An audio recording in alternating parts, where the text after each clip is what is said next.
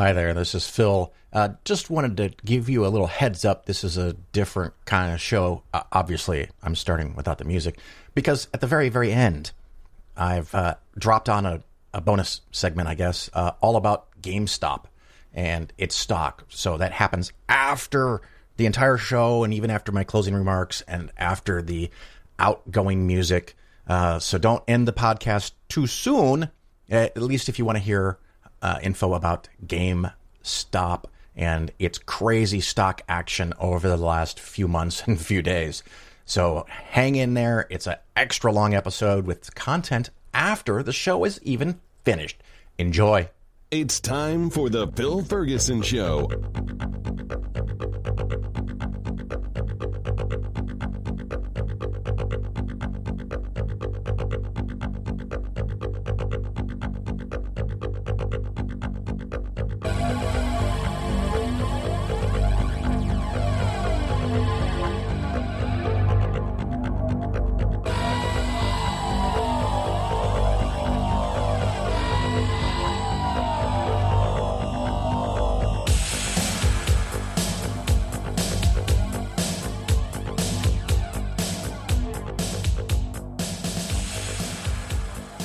This is Phil Ferguson, and of course you are listening to the Phil Ferguson Show. This is show number 369, and maybe you did or didn't listen to the last episode about bed bugs. Hopefully they didn't creep too many people out, or you just skipped it. That's okay. It's a public service. I happen to have that knowledge and information, and I really, really wanted to share it as a public service.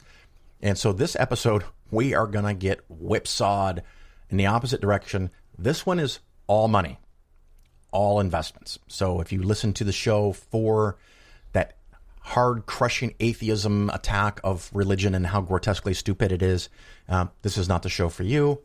But if you're like most listeners that you find value in some of my thoughts on money, on investing, that is going to be cool.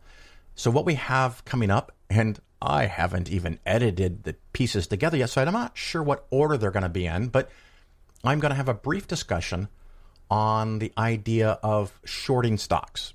What is the difference between buying long and buying short? So that will be fun. I also have a segment on Bitcoin, a short segment that I did not actually want to do. I'm still not happy that I felt compelled to do it, but it's there. You can listen to it and see if that helps. And if you just think Bitcoin is the best thing since the invention of the sun and you want to write me about it, please don't. I don't really care. I've done this. I've had this battle. So there, I said it. Maybe not the most open-minded, but I've been through it so many fucking times. Let's see. We have long and short. We have Bitcoin. Oh, the 4% rule. I'm going to talk about what is the 4% rule, which may now be the 4.5% rule, or Phil's normal retirement 5% rule, and why they're different numbers and some of the logic and rationale behind that. And I'm also going to talk about a new asset allocation announcement about international funds. And this is something I decided 4 to 5 months ago, and I've been trying to roll it out through all of my clients that have a portfolio big enough to fully utilize this adjustment. And that takes time. That takes a lot of time and effort on Phil's part, which, you know, that's what people are paying me for, is something like this. And while I do share everything for free for listeners that pay me nothing, you're not patrons, you're not a client, you still get all this information, I think it's reasonable that in some cases, when it's materially significant and big enough, that the people who are paying me should enjoy this all first. I did the same thing with the announcement, 9-10 months ago about another shift towards value instead of growth, which worked out marvelously in the second half of 2020. And matter of fact, the 9 months of 2020. But after the announcement, that worked out fantastically. Just as an FYI, not in this show, I am going to make a segment that is for patrons only. And in this patrons-only show, I am going to discuss some other investment adjustments that I'm going to make in my overall view of the model. They're modest, not as big as an adjustment as this international detail that I'm covering. And it's also something that over the last few months I've been kind of rolling out to clients. So it's mostly in place, or I'm trending that direction, because some of this has to happen slowly and gradually over months and sometimes over years if you have a large taxable portfolio, because you can create weird and expensive tax consequences if you do something without carefully thinking through what you're doing. It reminds me, random shift, prepare yourself. A couple of years ago, I had one of my new clients call me near the end of the year, and they said, all right, Phil, what things are we going to sell this year to realize losses to offset all of the gains? And my cheeky response was something like, you are a very unlucky motherfucker because everything you own went up. And they said, well, how is that possible? In the past, when I had a broker, there was always stuff that was down. Yep, there was. And if you want to experience that feeling again, fire me and go buy 50 stocks.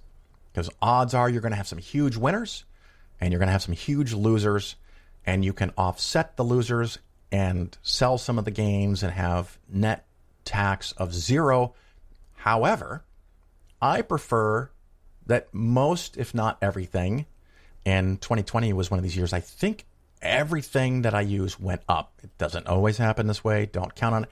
With the exception, the one exception that I know for a fact went down was the REIT fund, the Vanguard Real Estate Investment Trust Fund. But everything went up. And so if you have a portfolio where all of the individual components as index funds all go up, there is nothing to sell to create a loss. I do not consider this a bug in the system. I would rather generally make modest amounts in many different ways and many different quantities. Let's see, the lowest gain, money market made nothing, but some of the very conservative bond funds made 4%. And some of the stock funds like large cap growth is 40 and international growth is 60. So you have no real big losses to offset your gains. And if it's in a taxable account and you want to sell stuff, you're going to have to pay taxes.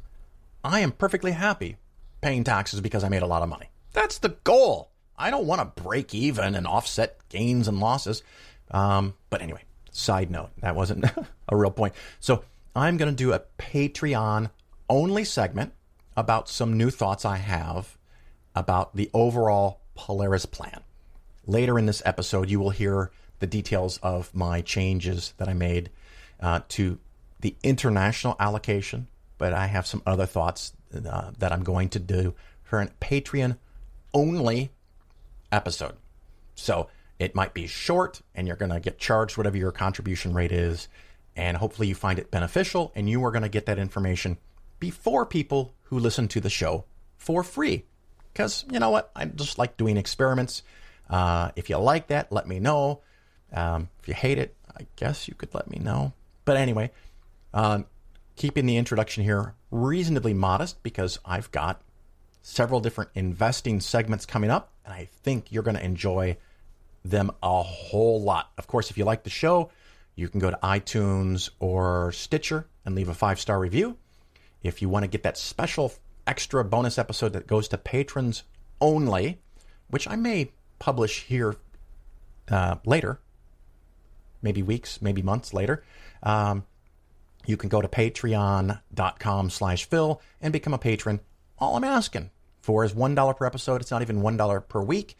And if I do something really different, like the bedbug thing, that's free.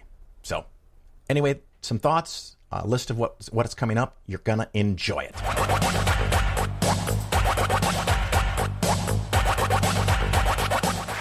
The Pope, discussing the existence of God with an out-and-out atheist, starts off very correctly, discussion, and as the hours go by, it gets more and more heated, and eventually the Pope turns to the man and he said, "The mom! Get the mom! And you, come here. You."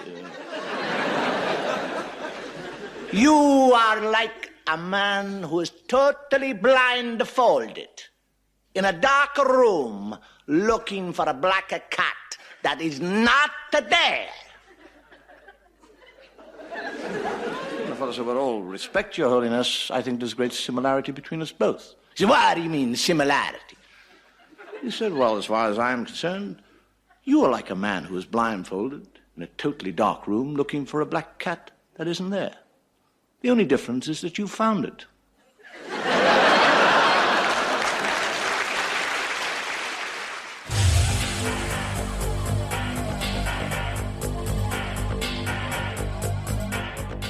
I'm going to call this segment an Investing Skeptically Quickie.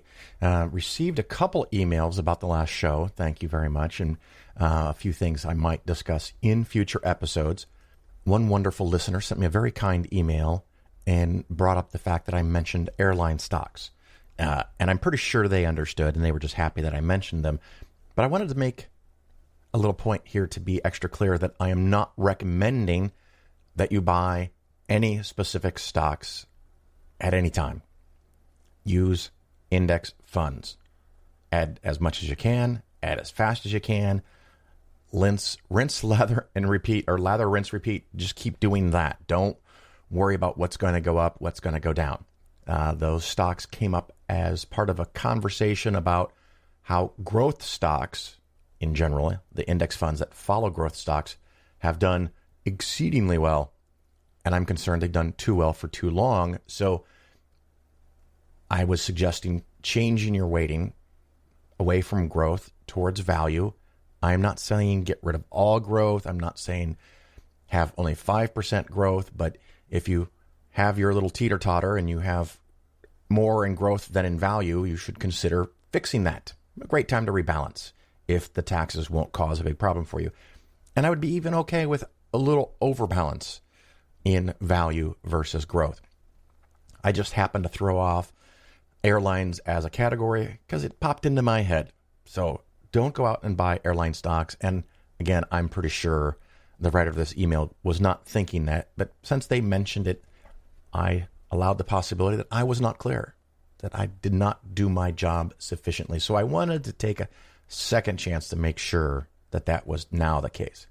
That I'm clear, I guess. Hopefully I didn't just mess that all up. The other thing that this email had, which I thought was fantastic, was a request for me to describe the difference between long and short. And since I'm talking about stocks, I thought it was a great question. I don't think it deserves a whole great big show for a couple of reasons. One, I very, very strongly and earnestly suggest that you never short. I do not short. I will not short. And I'll get to the reason in a minute. But long is basically you buy an asset, a stock, a mutual fund, an index fund, an ETF, whatever it is you buy, and you should hold it for a period of time, not, in my opinion, not days, weeks, months, or years, but a long time. And your hope, your expectation, your desire, your desire is that the thing that you bought, whatever it was, you sell at a higher price at some point in the future. Now, you may or may not get dividends along the way, but you generally want to sell it at a higher price in the future. Little caveat, owning bonds long, especially if you buy an individual bond, your goal is to get the dividends and then get your money back, not sell at a higher price, but that's still considered a long purchase. So you want to spend money and you want to get more money back because the asset increased in value. A short is kind of the opposite of that. And it's really weird if you've never thought about it or heard it before. But in a short, you sell shares, in this example, of a stock that you do not own. You sell something you do not own, and maybe you sell that something at $100 a share. And that sounds counterintuitive. How can you do that? Because the trick is that you don't have to deliver those 100 shares until a fixed point in time in the future. And so if you buy shares that are you sell shares of a stock that at $100 a piece in 2 weeks, in 3 months or whatever, you have to actually deliver those shares. If you do not own them at the time that delivery is required, you have to go buy them. And your hope is that those shares that were worth $100 are now worth $50. So you can go on the market, buy the stock for $50 a share, and deliver them to the person that paid you weeks or months in advance, $100 a share, and you can make a whole lot of money. If the stock price actually went down, and if the stock price was down at the time that you bought the shares that you need to cover the ones that you sold earlier. And so you not only have to be right that that stock goes down in value, but it goes down in value within the time frame of the short contract. It doesn't matter if you're right 2 years from now. You have to be right within the time frame of the short that you did. The problem you can have, and what makes this wildly risky, and this does not exist in a long-term purchase, if you buy a stock for the long run, you can make an unlimited upside potential over time, and you have a maximum loss potential of 100%, assuming you don't trade in and out of a stock. If you buy a stock, if that company goes completely bankrupt and can't pay all of its bills and wages and taxes and debts that it owes, as a stock owner, you are might get $0 back from your share. So you can lose 100%. With a short, your upside potential is limited to the amount of the fall of the stock. In that example, if you sell stock for 100 and then buy them for 50, you could double your money. You paid 50 and you sold it for 100. Excellent work. However, again, like I mentioned before, it has to be within the time frame allotted by the agreement that you've entered into to provide shares that you do not have yet. The other problem with a short sell is that if the stock goes up dramatically, your loss potential is unlimited. If you buy $10,000 or if you sell $10,000 of a stock that you do not own, there is the possibility that that stock could double, and you would have to pay $200 to buy the shares. It could triple. You have to pay $300 for the shares. If it goes up 5 times, you could end up spending $50,000 to cover, to buy the stocks that you sold for $10,000 just a few months earlier. So shorting is time sensitive. So the stock has to go down. You have to be right that it went down. You have to be right in a certain amount of time. And if it all goes wrong, what can happen sometimes with a stock that's expected to fall by many people, you get caught in a short squeeze. And so when a lot of contracts come due and a lot of people have to cough up the shares that they don't own, they all rush into the market at the same time and buy that stock, causing a wild and short-term spike in the price of the shares. And you have to buy them, because if you don't, and the price just keeps going higher and higher, you lose more and more money. So do not short stocks. Buy and hold, buy and hold.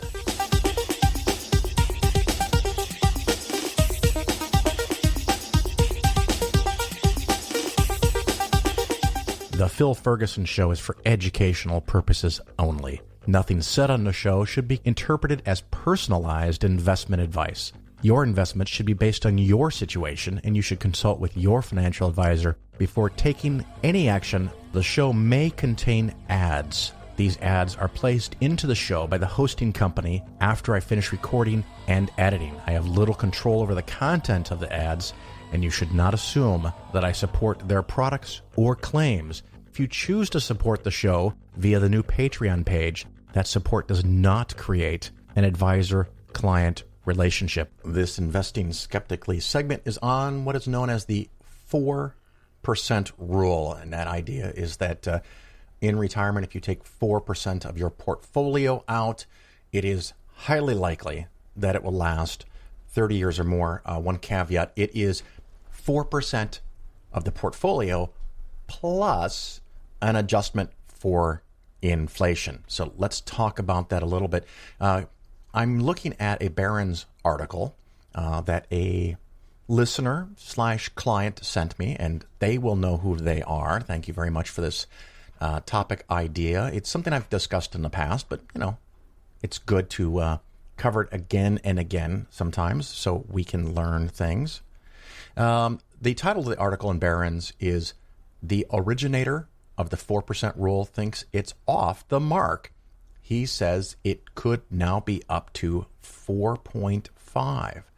So very nice. This started with some, I guess, very simple research in 1994, and he concluded that if anywhere from 40 to 75% of your portfolio is stocks, not only can you take out 4% per year, but you could increase that by inflation every year, and your portfolio is likely to last at least 30 years, and quite honestly, probably longer. It's the at least part, because if things go against you a couple of times or for a couple of years, you could end up running out of money. And that's the one thing that most people don't want to do. You don't want to run out of money. One of the things that I often tell people is I like to follow more the 5% rule. And that's kind of on the assumption that you're 60, 62, 65 kind of thing. But I will still tell people that are retiring really early or thinking about retiring really early, 50 or earlier, or 55, start with 4%. And if the response back is, well, if I start with 4%, I don't have enough money to retire yet. Exactly. So that's the point. To be clear, if you have $1 million portfolio, 4% would be $40,000. His new research and his new position, the gentleman who came up with this idea, William Bengen, I don't know how to pronounce it, Bengen, Bengen, William Bengen. Let's just go with that. He now suggests that 4.5% would work. And of course, that's with annual adjustments for inflation. And again, I think at full retirement age, 60 to 65, 5% would work. And one of the things I like to do with clients when they hear 5% and they get a little panicky, because a lot of people know about the 4% rule.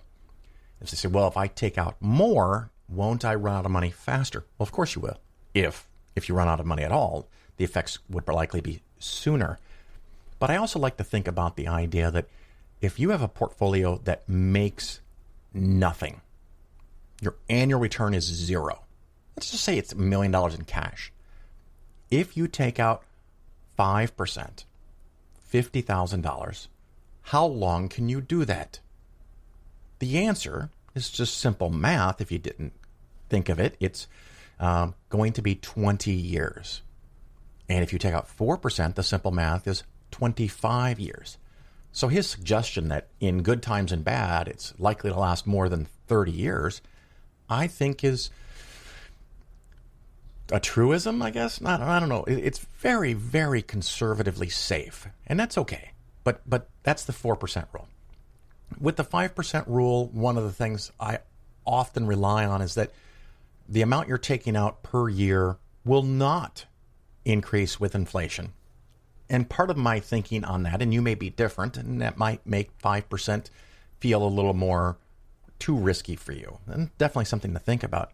Most people in retirement, once they start taking out a certain amount of money, and again, in this case, $50,000 a year, when you have a $1 million portfolio, most people don't adjust that each year for inflation. They might actually set their withdrawals at $4,000 a month, which is $48,000, and every so often spend $2,000 here or there on something. And they don't adjust it to $4,850 or $4,900. So if you're not increasing the amount that you take in retirement each year by inflation, 5% becomes quite easy to do. So it's something that is going to work, because even if your portfolio makes nothing, it might work for you for 20 plus years. But your portfolio, we hope, does not make nothing. We hope that the bonds, at least in today's day and age, might make 1 or 2%. It's very, very low, and that annoys a lot of people, of course. And hopefully the stocks make something like 10 in the long run. Maybe the long run over the next 10 or 15 or 20 or 30 years is not 10. Maybe it's 6. Now, if you have half of your portfolio making 6 and the other half making 2, your return is going to average about 4. So if you're taking out 5 and you're making 4, clearly your portfolio will shrink by about 1% per year. And of course, that will accelerate to 2 or 3 or 4% as you get older, but it would still very much likely outlast you. Of course, if you have a long family history of not making it to 80, maybe you want to take more. I one time had a client that said, I want you to set it up so that I take out so much money that I'm broke by 80 because no one in my family has ever lived past the age of 80. Of course, that was something I insisted that we discuss multiple occasions and that they put that in writing, because I definitely don't want someone calling me at the age of 81 and saying, Phil, I'm broke and you fucked me. So definitely I don't recommend that for the average person. Some people live to 100. My general goal is to figure out how to get past 100 before you go broke, because most people don't make 100, and many of the people that do make 100 don't know they're 100 and can't really fully understand that they're broke. And hopefully by then we have a better system where you can get a nice place to live, or some family members can help take care of you when you're 100. I have also told people that want to spend down their portfolio, or at least are okay with a decreasing portfolio and don't have ambitious goals to leave the largest maximum amount for their descendants or nieces and nephews, grandkids, whatever, that in your late 60s, maybe even 6% would work. And again, it's one of those things that if your portfolio made nothing and you took out 6%, it might be 17 or 18 years before you go broke. So if you start at 72, you're talking about 80. However, if your portfolio does make some money, it should last longer than that. But, we're starting to get to where you're considering something that's considered by virtually everybody, even me, as an aggressive withdrawal rate. But something to think about.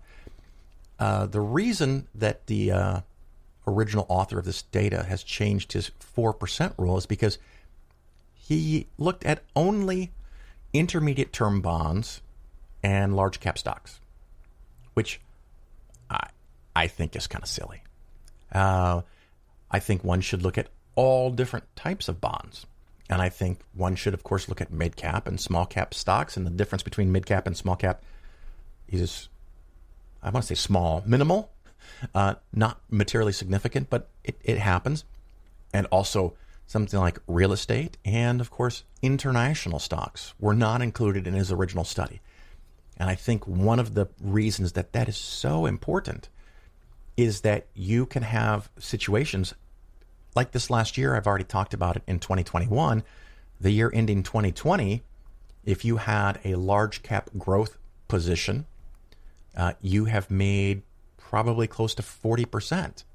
Your small cap value position may have made only 2 or 3%.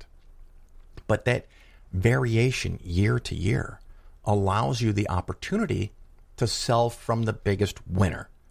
And that's part of why I'm comfortable with my general 5% rule, because I think the calculations that are a lot of times done in the industry just assume if you're taking out 4%, you're taking out the same amount of money from bonds and stocks. And I think that's overly simplistic, although I don't know if that's always the way they do a published article this way or with these rules. So very conservative 4%.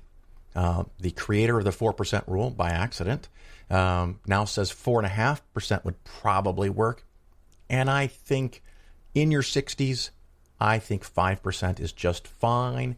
If you're in your late 60s and if you do not adjust by inflation, we can start having a rational conversation about 6% being a number that you could use. So that's a little information on what is known as the 4% rule.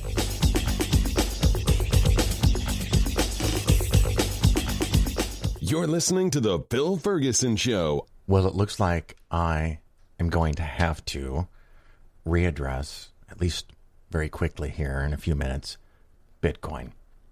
I don't really want to do this. Just to be clear, this is going to be very brief, just a few minutes, I hope. if you want to hear my full thought out position on Bitcoin, I will direct you to 2 podcasts that I did way back in 2017, 3 years ago, 3 years and a month, 3 years and 2 months ago. I guess I kind of got lucky because I said Bitcoin was at a bubble when it was $20,000 a coin, and then shortly afterwards it fell and it fell and it fell and it fell and it went all the way down to 5,000. Well, now it's flirted with 40,000, and I've had lots of people ask me to talk about it again. And I've been saying no, but it keeps coming up. So the first thing I want to do is direct you to those 2 old episodes. It is show 242 and 243. Bitcoin number 1 and Bitcoin number 2. Bitcoin number 1 kind of sort of happened by accident because Seth Andrews, friend of mine who runs the Thinking Atheist videos and podcast and YouTube channel and webpage, had asked me if we could talk about it. And I had actually been doing some research prior to that, but that really motivated me to get over the top. So to get the full thoughts, go there. In short, my position is that Bitcoin does count as a currency, but it's a very shitty currency. And one of many arguments I could make and had made in those old shows you can go listen to is that the extreme volatility of Bitcoin makes it less useful as a currency. As an example, if I could use Bitcoins to buy pizza, $20 worth of pizza. I call and I order and I get the super mega sized family packet from the local pizza company and they want to deliver it to me. I could pay, if they accept, I could pay with Bitcoin. Why would I do that if I think Bitcoin is the future and is going to be worth so much more? Or if it can go up 20, 50%, 100%, 300% in a year, if I think that's what's going to happen to be with Bitcoin, I would be a complete and fucking utter moron to spend my Bitcoin. And therefore, I can't use them because of the volatility. I don't want to use them because they're going to be worth more than that pizza is going to be worth to me. On the other side, if I am the person selling pizza and I know that Bitcoin at some point can fall dramatically between the time someone buys the pizza and the time I get to clear the pizzas through the blockchain, its value might decrease. We had a situation which, this is kind of what sparked it. I made a snarky Facebook post because Bitcoin's price went down 11% in a few minutes because of an online rumor. So if I'm selling a pizza and you pay for that pizza, and by the time I deliver it and by the time it takes me to clear that currency, that Bitcoin that you've paid me, I now get considerably less money than I thought I would get for making, selling, delivering you that pizza. So now the profits of my business are not dependent on the cost of the goods and labor and rent and what I sell it at retail. It might be even more influenced by the randomness of the ups and downs of Bitcoin. So volatility, the idea that the price might go up, does not encourage one to use Bitcoins. And the concern that the price might go down does not encourage people to accept Bitcoins. And this has happened in the past with other actual government-issued currencies. So this is not a unique phenomenon, but it's something that makes Bitcoin problematic. It doesn't necessarily break it and make it worth less. There's other reasons for that. But as far as a currency, it is not good because of that problem, among others. The other thing that has come up a lot that I feel like I want to redress is I don't consider buying Bitcoins investing at all.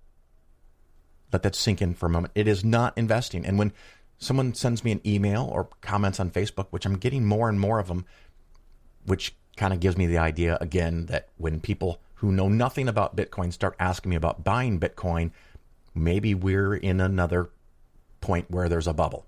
I don't know. What will Bitcoin be in the future?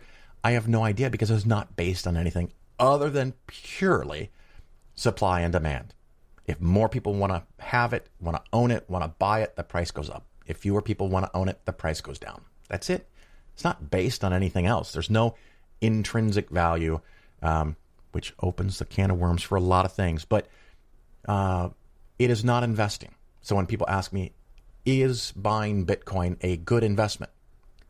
To quote, I wish I knew who said this, that question is not even wrong. I can't answer that question other than reframing it. Is it a good idea to buy Bitcoin? The subtle difference there, is it a good idea to invest in Bitcoin, or is it a good idea to buy Bitcoin? Buying Bitcoin is not investing. It's not a good investment or a bad investment. It's not investing. In my opinion, it doesn't meet the criteria of what investing is. Just like if you go to the racetrack and you ask me, hey, there's this horse called Three-Legged Charlie. Should I invest and go buy a ticket that he might win the race? That's not investing. That's gambling. He might win. He only has 3 legs. He might not win. But you can buy a ticket.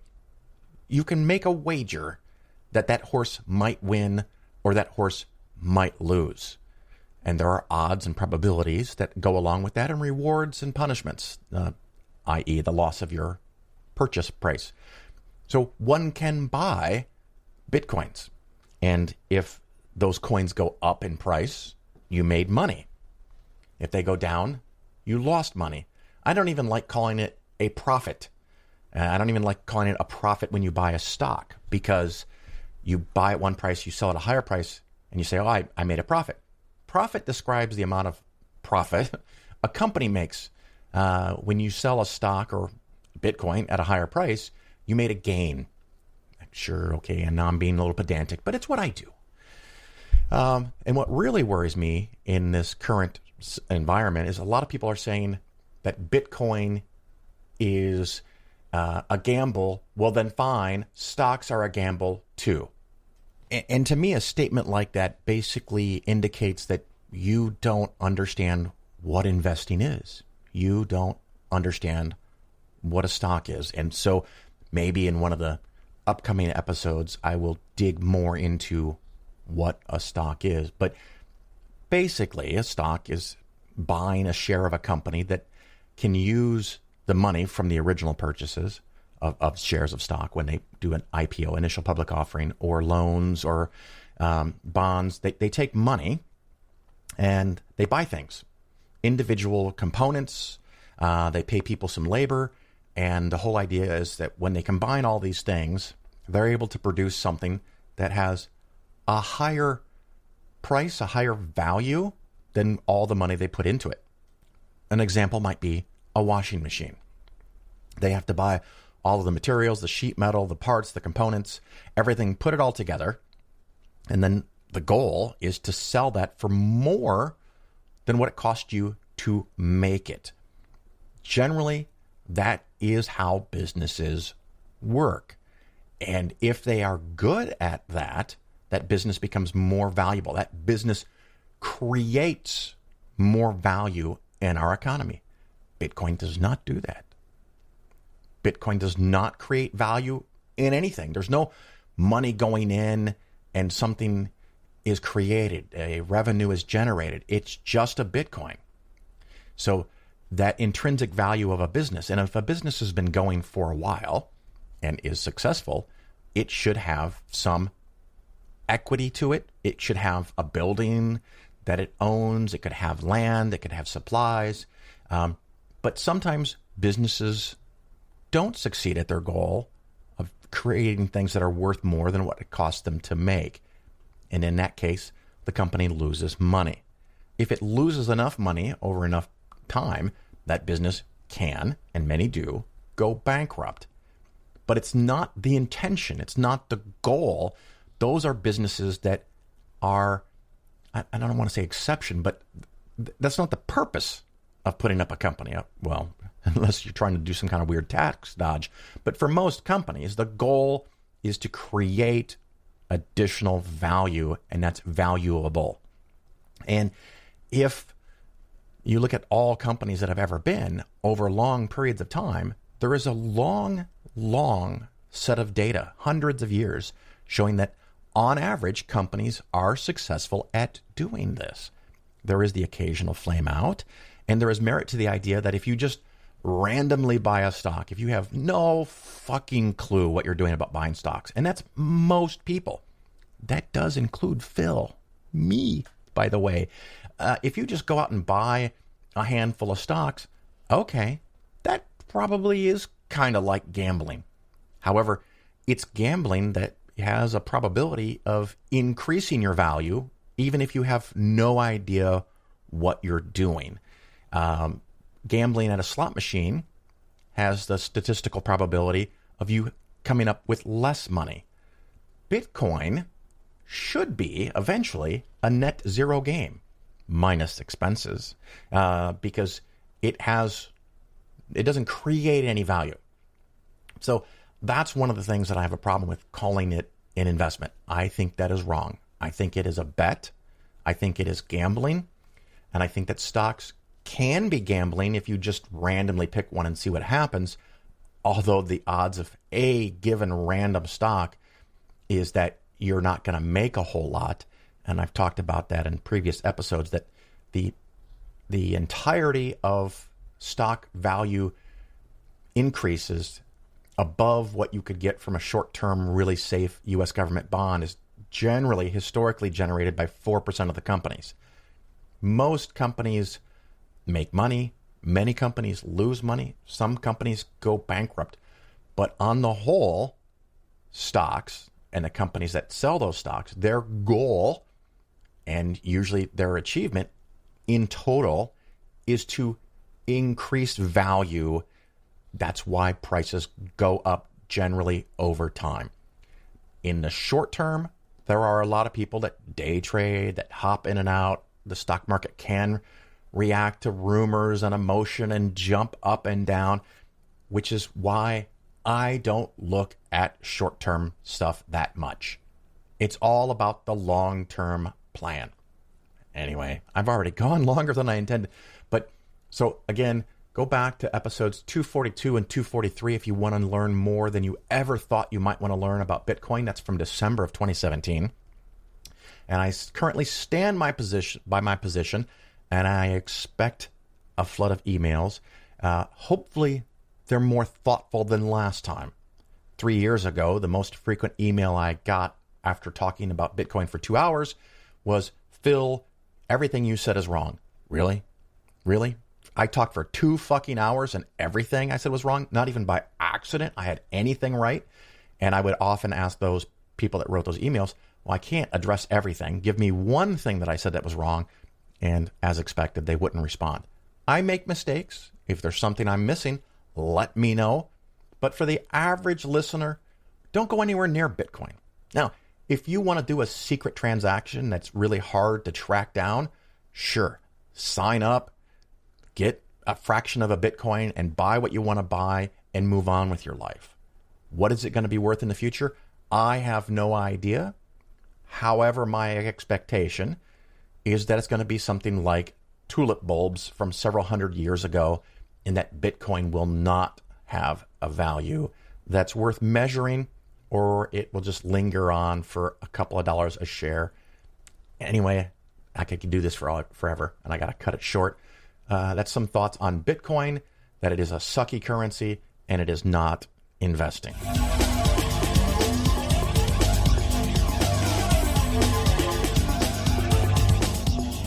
I've always been an atheist.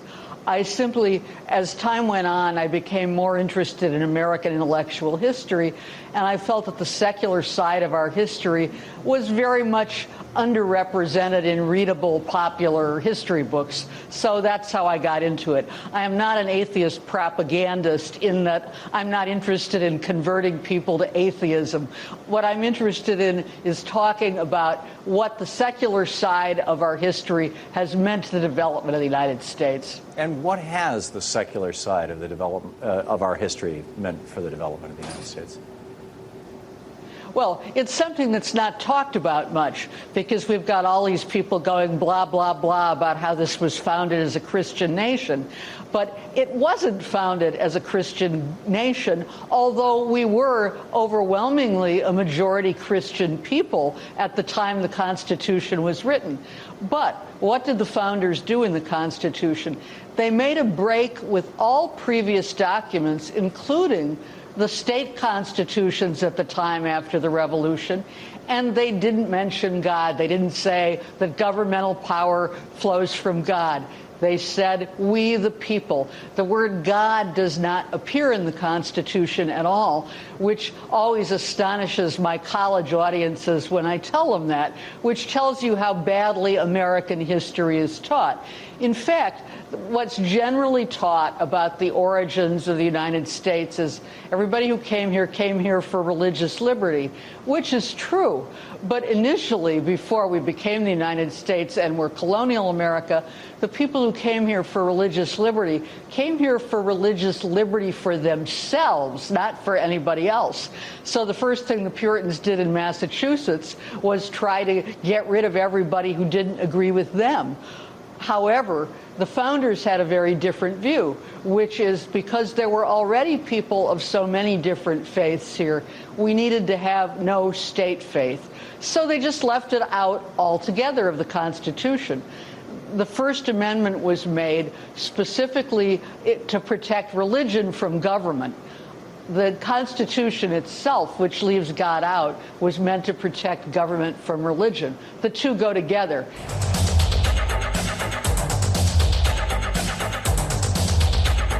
This segment is on international funds. This goes with the series, or is an update to the series that I did last fall, late summer, early spring, where I went through, I think, 5 or 6 different episodes of the Polaris plan and how it works. And after I did all those segments, I thought more and more about my thoughts on international, and I made a revision to how I break up international funds. And I have spent the last several months, 4, 5, 6 months, making sure that that gets propagated through all of my clients. So yes, this is something I decided months ago, and I think it's fair. I think it's reasonable that the people who are paying me money get the advantage of my hopefully good idea before people who are listening to the show for free.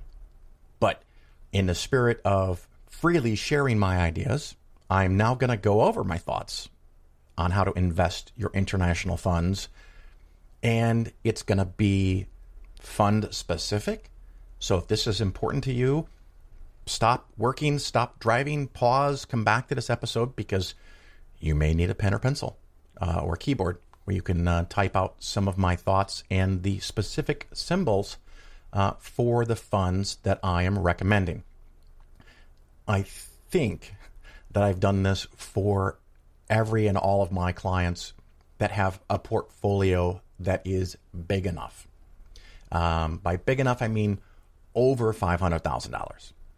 There are, of course, with this type of an adjustment, always potential problems if a bulk of your investments are in taxable accounts, especially if those taxable accounts have been in index funds for the last 10 years, because the market has gone up so much, so very much, that it can create large tax bills to make these adjustments. So if you happen to have $1 million or more that has been invested for a generous period of time, especially if it's in the wildly efficient index funds, and you're not quite sure how to get to this adjustment, you're not quite sure how to do this, there are some strategies and things that I can share with you if you want to contact me. And that's phil@polarisfinancialplanning.com. Part of this is driven by my change in attitude of how much one should have in international investments as far as your stock portfolio. Maybe that number is 25% plus at this point in time.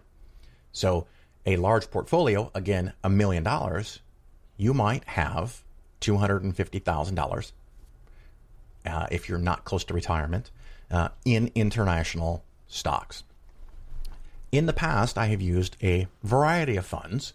The Total International Index at Vanguard, which I'm not going to give you the letters to, the symbol to, because I'm going to move away from that fund. The Developed International Fund, the Total International Small, and the Emerging Markets. So 4 funds. Now, keep in mind, if you have $10,000 or $50,000, this does not apply to you at all. If you have $50,000 and you want to put 25% of your investment in international, then the Total International Stock Fund, which I will now give you the symbol for, VITAX, is a perfectly wonderful position to use. It covers everything. It may not have everything in the ratios that I exactly want, but it's pretty darn close, and it's really fucking simple. One of the problems with having all the positions, which is now going to be 6 that I'm going to suggest for international funds, is that the effect, I expect a positive benefit out of this, and it allows us to do a couple of things. One, you can rebalance. Once a year is probably fine. You can overbalance, which is something I'm going to discuss here in a few minutes.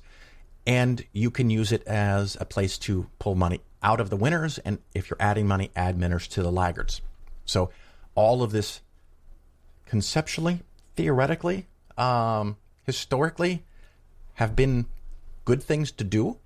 And since I don't know any better, I just continue doing it that way, where when you buy things that are lagging, you win. When you take away from things that have been winning, you still win because you've taken cream off of the top. Keeping in mind that this idea does not really work with individual stocks or individual bonds, but it does work with large market segments, particularly when they're owned in index funds.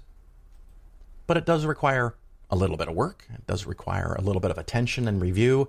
And again, if you have even $100,000 and only $25,000 is in international, the adjustments might be so small that any benefit is eaten up by transactional costs, taxes that are created, and the fact that you have to spend time and effort making those adjustments and collecting that data. So this is generally for accounts over 500,000.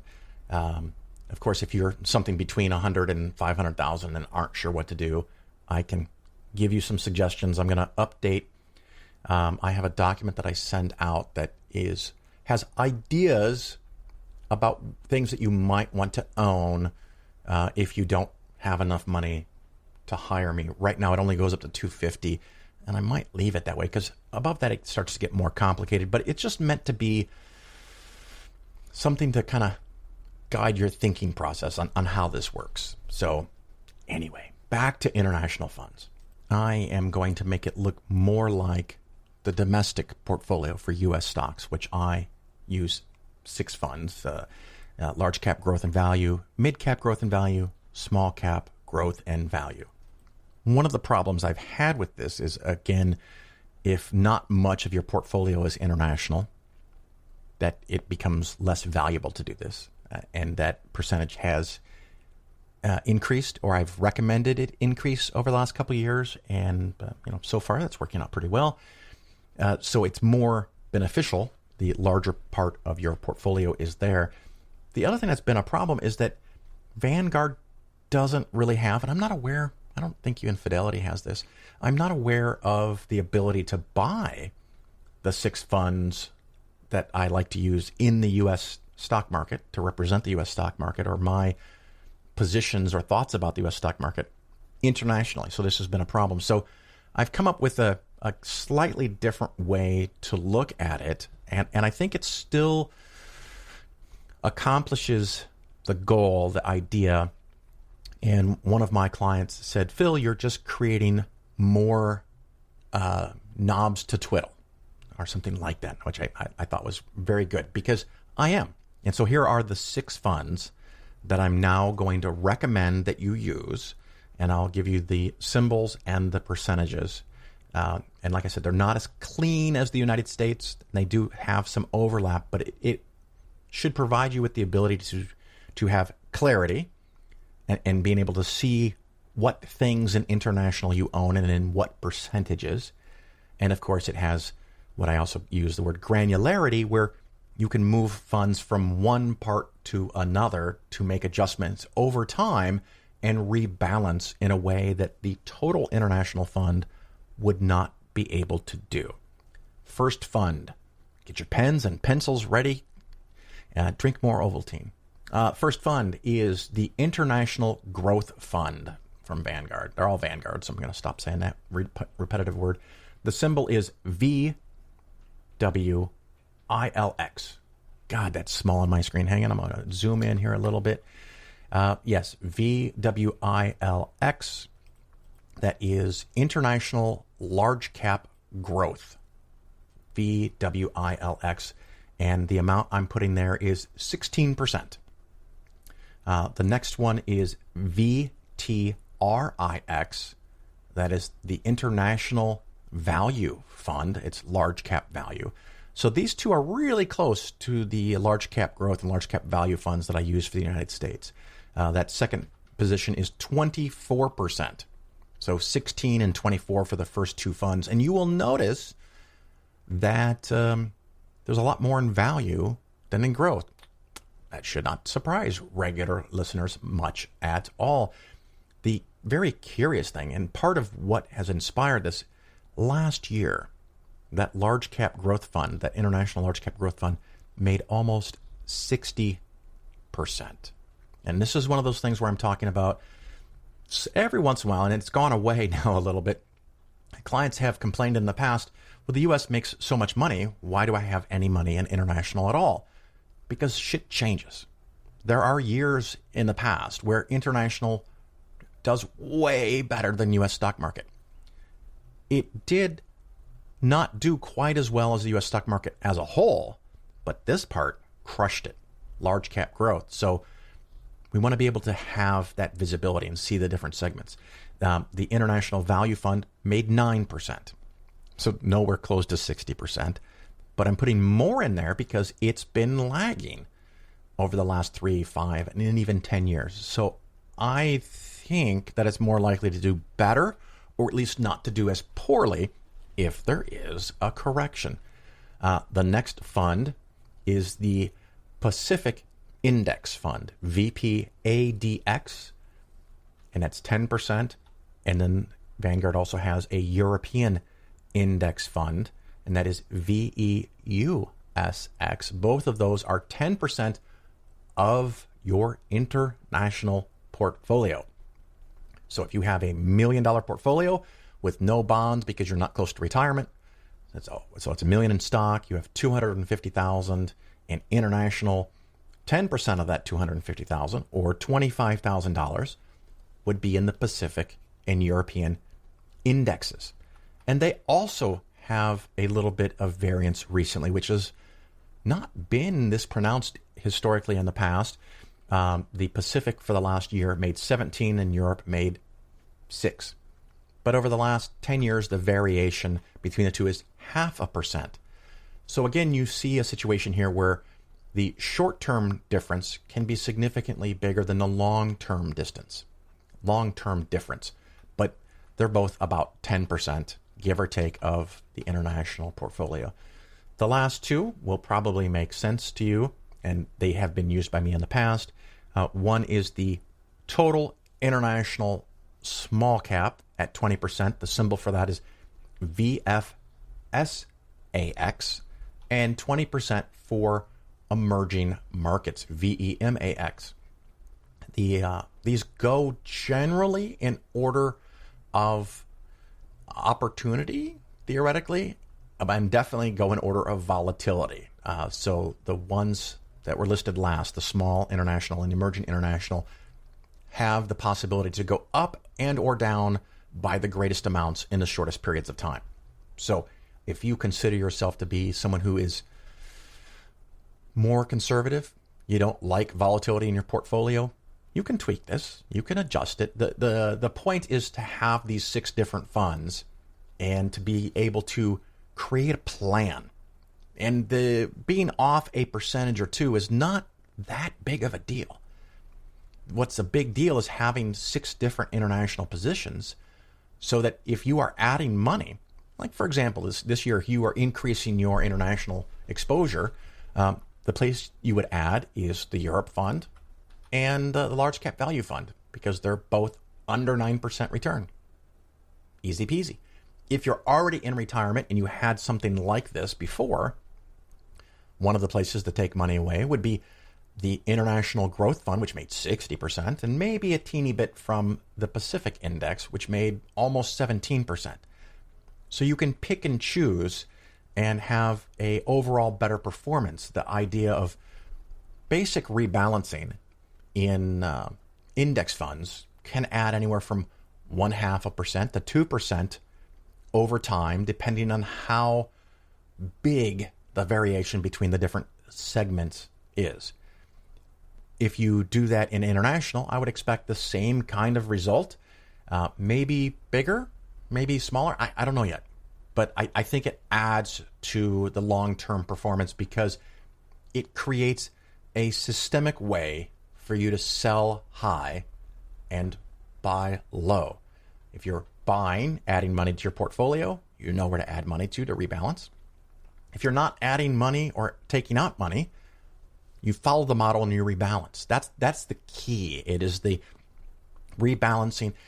If you are in retirement, you scrape cream off the top and you be happy that you made so much money, and that's just kind of something you do. So that is some thoughts and my new asset allocations for the international stock part of your overall portfolio. An official announcement adjustment of a change in the Polaris plan, which happens from time to time, but there may be periods of time, like I've had in the past, where we go for years without making any adjustments. This is probably the pretty big adjustment, at least for international part. But those are my thoughts. I hope that helps you out. And of course, if you have $1 million or larger portfolio and you'd like to hire me to have me just do all this, of course, you can do that. Phil at Polaris Financial Planning. You can send me an email. We can set up a meeting to talk. Do not send any documents to start with. Make sure you have the right email. Make sure we talk. And we both agree that it would be a benefit for you to move forward with further discussions and possibly documents. One last thing that popped into my head. If the bulk of your money is in a taxable account, this may be a very difficult and costly adjustment to make. So if the bulk of your money is in a taxable account, please proceed with caution and make sure you understand the tax consequences of making a large shift. Again, if that's something that you're not really sure how that would work, send me an email. We can talk about it. That wraps up our segment on international funds.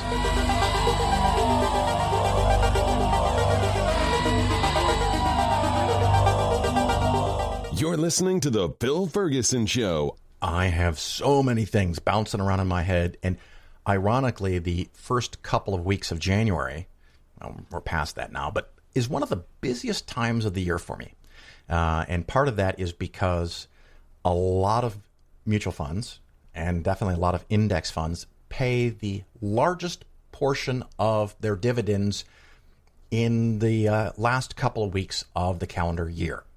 And I can't really do adjustments while it's going on because I can invest some of the cash and then more cash shows up and then I have to do it twice. And Phil doesn't like that. The other thing that's weird is a lot of clients, I guess it's not too weird, from maybe December 10th or 15th through the end of the year, no one wants to talk to me. It's kind of nice. No one calls me. No one emails me. People don't even respond to emails or calls that I put out. And it's fine. You've got a lot of things to do, and there's been a lot of shit going on at the end of the year. But it creates kind of a pent-up demand where many, many accounts in the first couple weeks of January have more cash in them than what we have targeted, me and that individual client. And so it needs to be invested. That means I need to rebuild the model for them and look at the plan and keep in mind what the plan was and what my new thoughts may or may not be on asset allocation, and try to figure out, do I just invest that cash if it's $3 or $5 or $20,000? Do I need to do some bigger adjustment? Is it time for a rebalance? When did I last do the rebalance? When did I last email or talk to that client? Takes a lot of time. And over the years, I've tried to experiment with ways to automate that, but it seems like it just doesn't work because every client is different. And that's part of the reason why I have trouble expanding, growing the business. I don't even know that I really want to grow the business, but people are like, can you automate this shit so I can get it too? Well, I guess the automated part is this podcast. I share with you what I think, and you can go do it. So that's the automated part. Of course, if you have more than $1 million of assets under management, you could contact me and maybe become a client if we both agree that that's a good idea.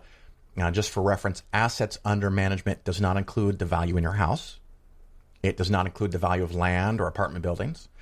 It doesn't include precious metals that you have in your basement. It doesn't include government bonds like double E and triple E bonds that you have to take to your bank to cash out. I can't manage those.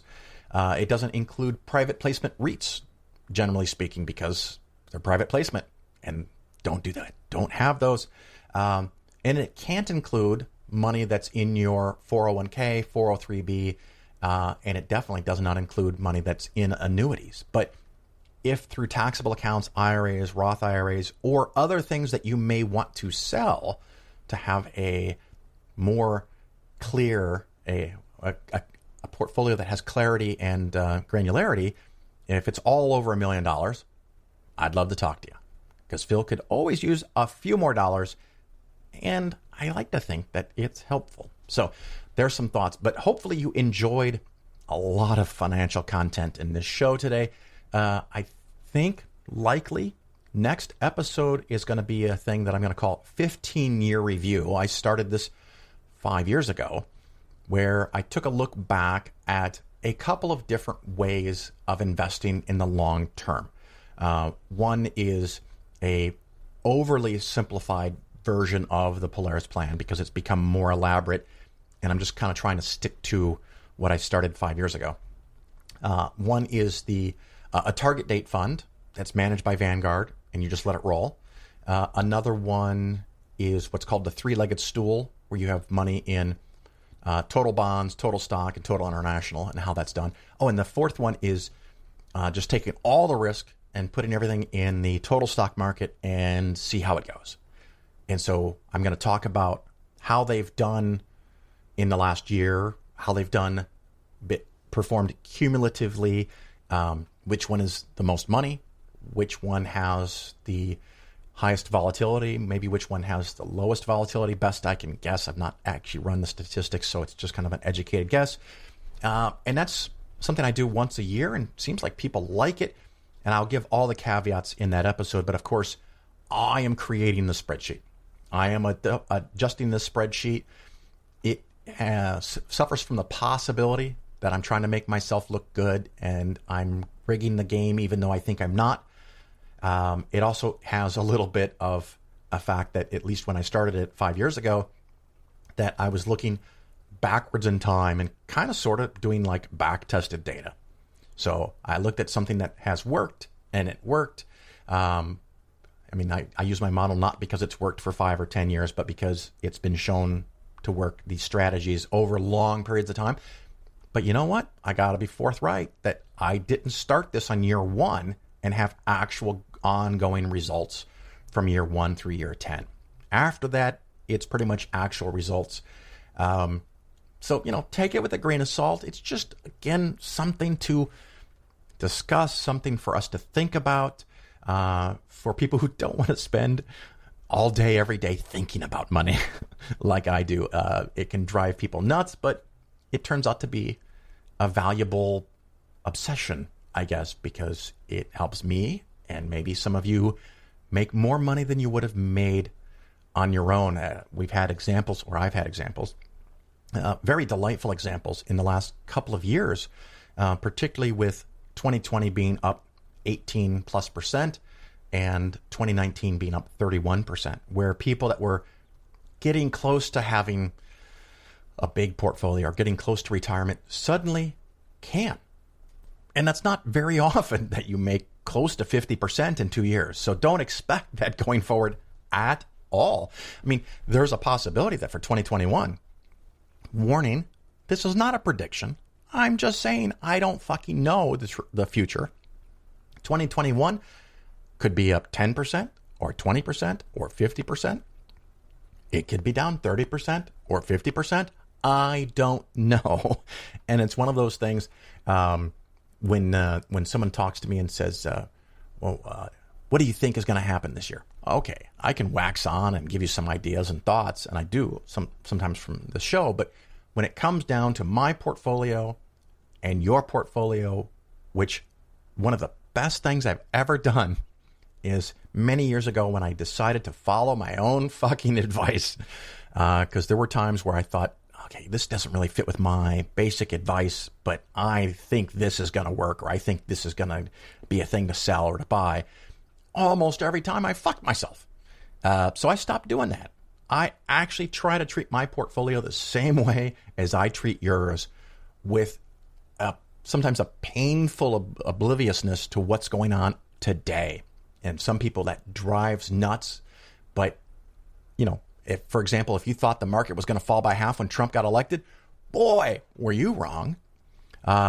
If you thought many people losing their jobs and not being able to afford their rent, a la 2020, was going to hurt the stock market, boy, were you wrong.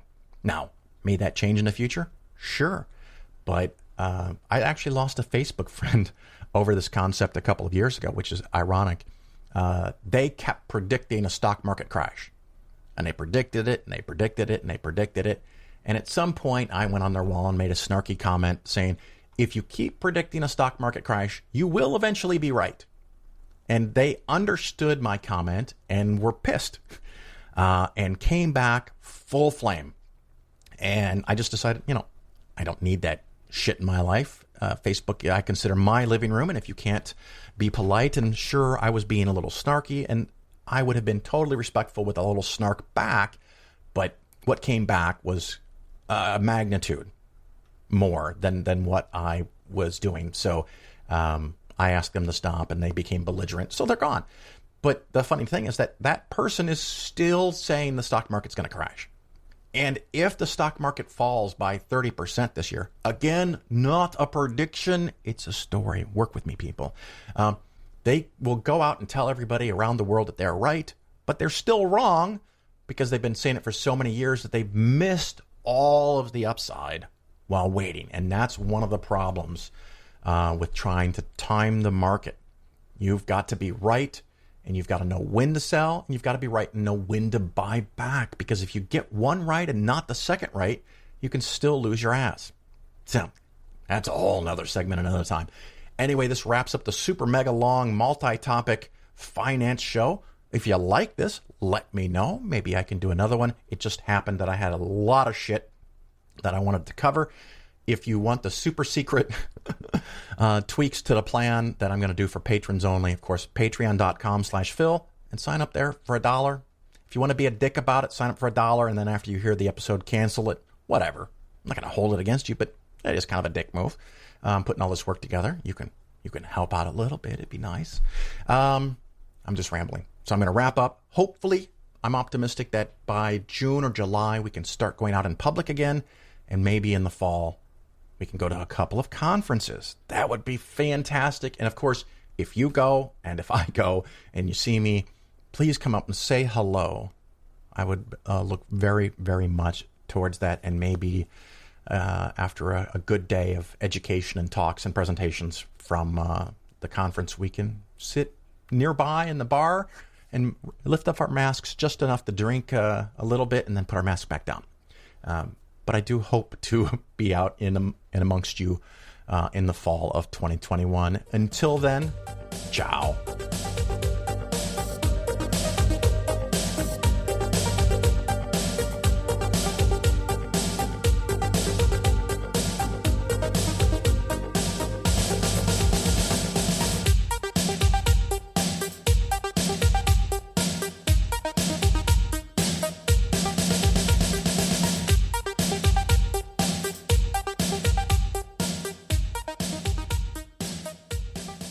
Are you still here? Why didn't you leave? Well, it's a good thing that you didn't, because I am adding this segment onto the back end of the show after everything's already been mixed and finished, because in part it goes with the segment earlier in the show on shorting stocks, short stocks versus long stocks, but also because it's become a really big news story, and this is about GameStop. The number of emails I've gotten is truly staggering, and thank you. So it's compelled me to slap this on the end of this show this way, maybe unprofessional, but maybe cool because it's temporal. And I'm actually going to push this show out a little earlier than I expected, with, of course, patrons getting it a day in advance. So GameStop. GameStop is a mall store, or sometimes in a strip mall. I don't think they're ever standalone, but it's a place where you can go take your old video games and buy a different old video game. You, of course, can buy new video games there. But one of the big problems is that most people don't want the old video games, so their value is really low. And new video game sales are more often conducted online. You don't go buy a cartridge or a disc. You sign up online through your internet, you pay online, you download. So GameStop has serious problems. They're kind of like the next Radio Shack. The dynamics are a little different, but the world keeps changing. Anyway, because of this, the stock over the last several years, or last year or more, has been around $4 or $5. It goes up, it goes down, it goes up, it goes down. Whether it's worth $4 or $5, I don't have a clue. But recently, months ago, I think, the board of directors have added some new people that have experience, and the one that sticks in my mind is with the company called Chewy, where you can order online gifts for your pets and cat litter and dog food and all kinds of things that come to your door. More people are ordering things online to be delivered. And the idea is that maybe GameStop is going to change, and GameStop will morph into an online powerhouse.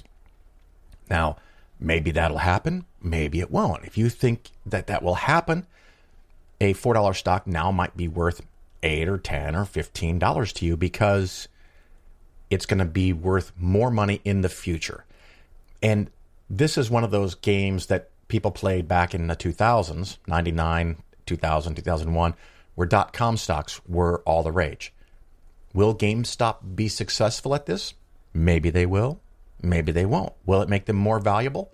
Maybe it will. Maybe it won't. Maybe online sales grow at a rate equal to the cost of closing stores one after another.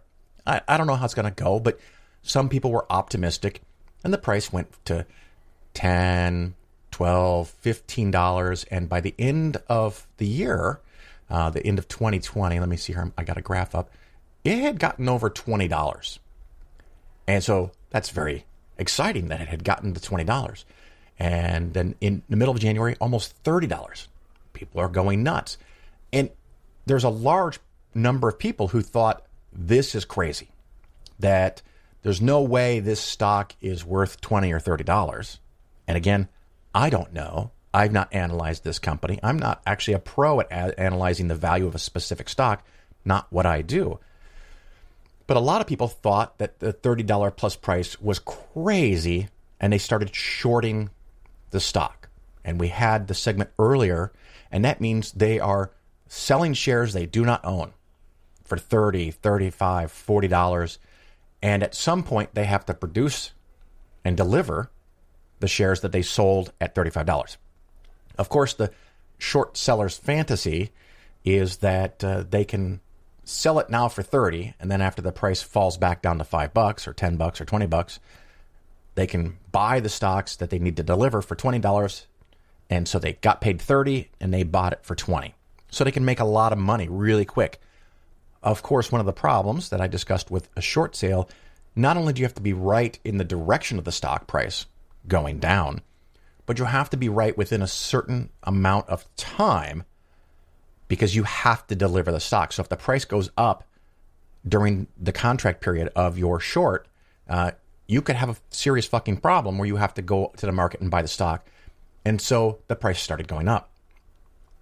Another thing that people do sometimes is they look for companies that have a lot of people selling the stock short, selling shares before you have them. Because they know if a lot of people have done that, a lot of people at some point may have to go in and buy the stock to cover their previous short sell. And that's called a short squeeze. Additionally, there are groups on Reddit and other places that have rallied around this stock, this little company, and decided that they don't want it to be messed up, or they want to screw the rich guys who are doing all the shorting. And so they started buying shares of the stock. And at some point, these independent parties, whether they're cooperating or not with each other, whether this is an organized thing or just kind of a social experiment, more and more people are buying the stock. And it's been estimated that over the last couple of weeks, more than 10% of all shares have been sold. And you might think to yourself, well, 10% is nothing, right? That's just 10%. The problem with the supply and demand curve here is that a lot of people that own this stock own it in a big portfolio of 10 or 20 or 50 or 100 different stocks their broker bought for them. Or maybe they bought for themselves and they don't want to sell it, and so they're just holding on to it. So a large portion of the owners aren't really interested in selling, and they don't want to buy anymore, but they just have it in their portfolio.